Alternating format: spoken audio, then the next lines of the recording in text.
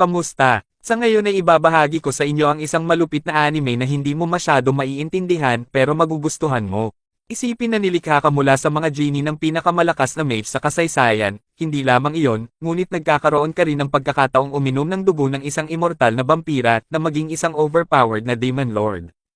Si Tuta ay isang karaniwang 14 na taong gulang na batang lalaki na nakatira kasama ang kanyang foster parent na si Yokima, sa nakalipas na 2 taon matapos mamatay ang kanyang mga magulang sa isang aksidente sa village sa labas ng Tokyo. Ang lahat ng pinapangarap ni Tota kasama ang kanyang mga kaibigan ay isang araw ay pumunta sa kabisera at umakyat sa tuktok ng orbital elevator. Ang tanging dahilan kung bakit gustong akyatin ito ni Tota ay dahil sa isang multo ng isang lalaking may pulang buhok ay patuloy na sumusulpot sa kanyang harapan na nagsasabi sa kanya na makipagkita sa kanya sa tuktok ng tore. Gayunpaman, inilagay ng punong nayon si Yokima sa pamamahala sa kanila at naglagay ng kondisyon na kailangan nila itong talunin sa labanan